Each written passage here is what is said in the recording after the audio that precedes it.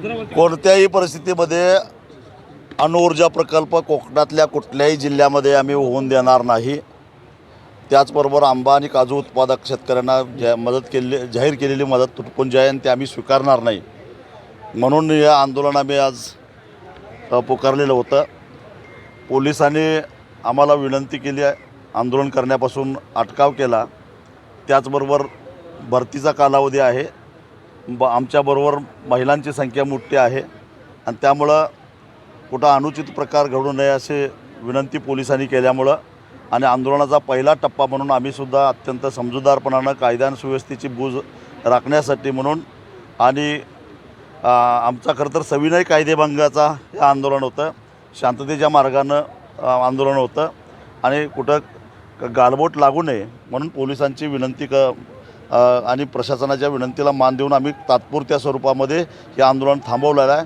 पण आम्ही कसल्याही प्रकारचा सर्वे करण्यासाठी किंवा मोजणी करण्यासाठी कुणी अधिकारी आला तर आम्ही वेळप्रसंगी कायदा हातात घेऊन आम्ही त्याला प्रतिकार करू आणि आंबा काजू उत्पादक शेतकऱ्यांना जोपर्यंत न्याय मिळत नाही आणि अणुऊर्जा प्रकल्प कायमस्वरूपी हद्दपार होत नाही तोपर्यंत आमचा लढा थांबणार नाही असा निर्णय घेऊन आमचं आंदोलन हे तात्पुरत्या स्वरूपामध्ये स्थगित केलं आहे। मुख्यमंत्र्यांनी विधानसभेमध्ये निवेदन केलं होतं की असा कोणताही प्रकल्प देवगडमध्ये होणार नाही, तरी सुद्धा तुम्ही आंदोलन करता, नेमकी भूमिका काय? मुख्यमंत्र्यांनी आपलं स्वतःचं एक्सवरचं हेच तपासून बघावं, पोस्ट तपासून बघावी।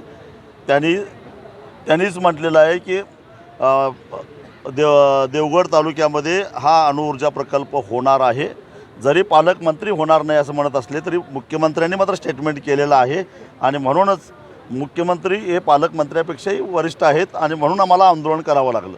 पालकमंत्री असं म्हणतात की राजू शेट्टींना भाडोत्री म्हणून आणावं लागते आंदोलन। मी काय आहे आणि मला कुणी वाढवलं आहे हे मी मगाशी शेतकऱ्यांना सांगितलेलं, मी शेतकऱ्यांनी तयार केलेलं प्रॉडक्ट आहे, कुणी भाड्यानं घेण्या एवढा मी लेचापेचा नाही आहे आणि मला भाडोत्री म्हणणाऱ्यांनी ते कुणाच्यासाठी भाड्यानं काम करतायत, कुठल्या उद्योगपतीच्या घरात पाणी भरतायत ते त्यांनी तपासून बघावं। पुढची तुमची भूमिका काय असणार आहे? कारण हा लढा याच्यापेक्षाही तीव्र करू आणि अजून आक्रमकपणानं मी आंदोलन करू।